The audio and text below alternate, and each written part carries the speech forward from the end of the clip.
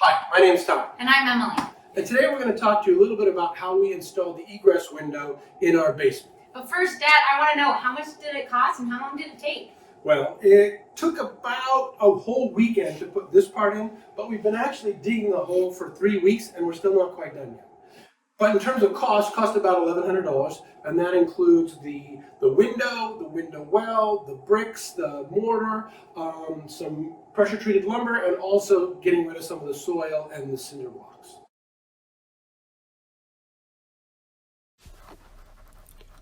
To start, you need to dig out the egress window hole to be compliant with local code.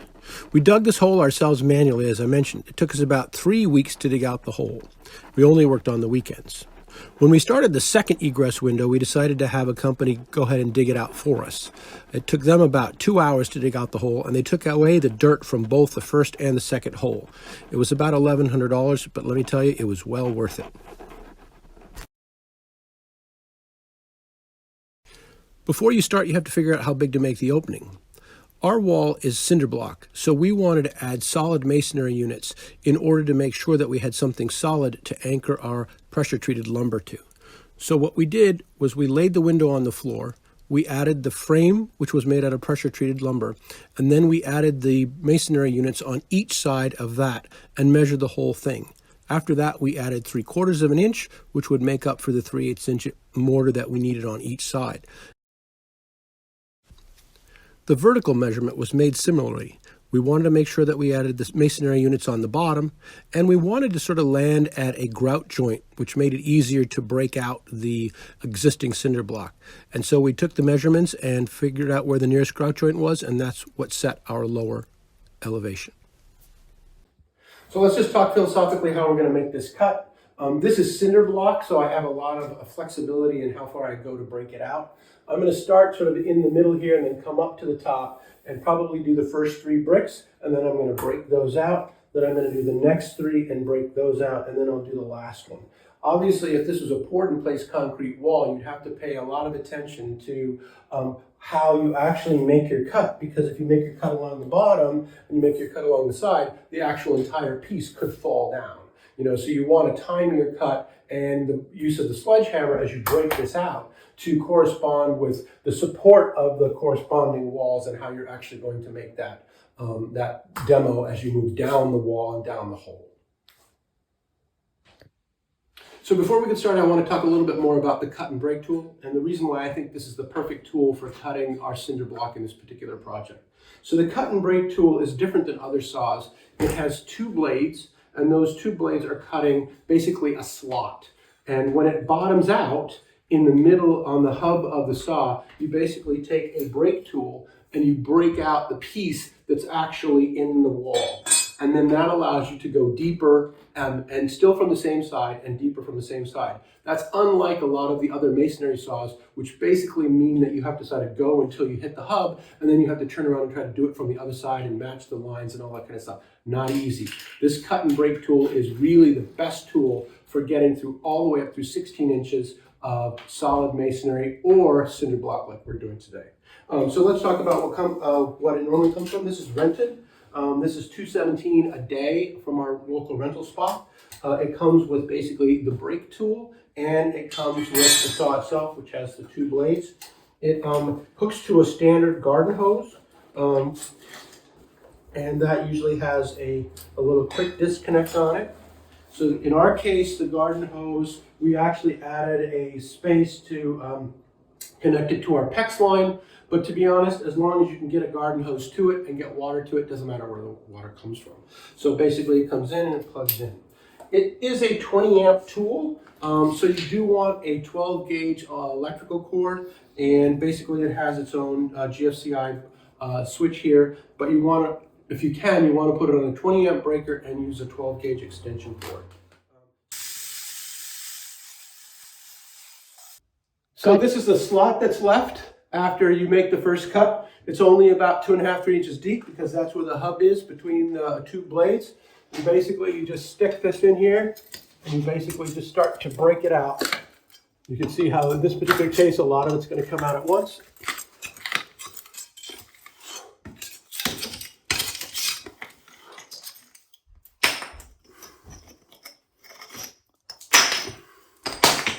And that takes you in as far as you were able to cut. And now you can continue the cut as you go in further with the cut and break saw.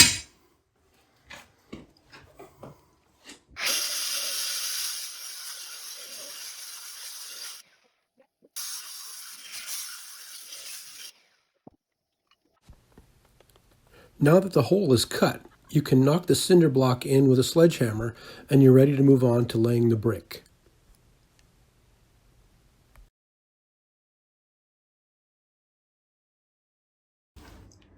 So it's taken us about 4 hours to cut the hole into the cinder block. We get lucky because we have cinder block and not solid concrete. But we're left with these spaces that we want to cover. And so what we're going to do, not everybody does this, but what we're going to do is we're going to take solid cinder blocks. These are something that you can buy for about $1.68 at Menards or Home Depot, and we cut them to length with a cold cut saw. And now we're going to place them in and around the bottom edge and the sides in order to give us something solid into which to mount our pressure treated lumber. The masonry units we used were solid cinder block. They measured 12 inches by 4 inches by 8 inches. We cut them down to 11 5/8 in order for them to properly fit within our hole. We used the wet saw to make those cuts. We used type S mortar, which is great for this kind of load-bearing wall.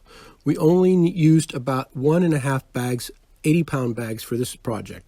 We mixed up our mortar by following the instructions on the bag, and once the mortar was mixed, it should have a consistency of about heavy peanut butter. When you're laying the bricks, you need to make sure that they're plumb and that they're square to the wall. So as you lay your bricks, you want to check for level side to side and front to back. As we moved up, we used a large level and a square to make sure that they continue to stay straight and true all the way up.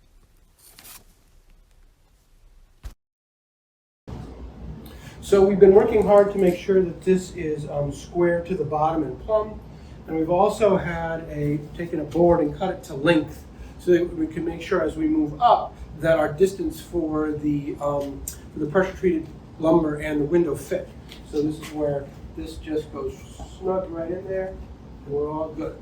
But as we go further up, it starts to want to tip. So we're going to add some plumber strap as a tie.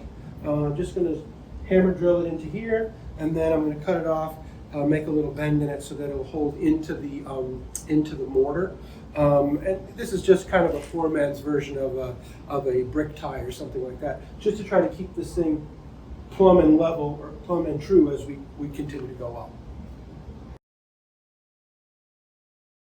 We used 1-inch long tapcons to hold those straps to the existing masonry.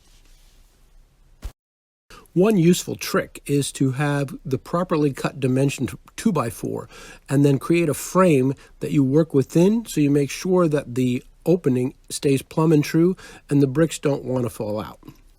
Finally, the hole was finished. It took us about half of a Saturday and we let it dry overnight. The next day we were ready to start installing the window.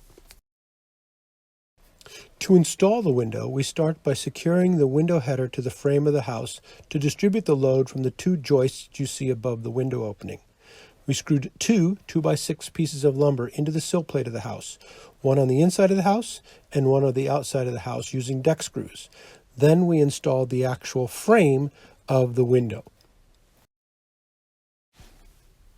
To attach the pressure-treated lumber to the cinder block, we actually used 2 3/4-inch tapcons, and we pilot drilled the wood and then a little bit of a Forstner bit to set the depth of that so that it wouldn't interfere with the window frame.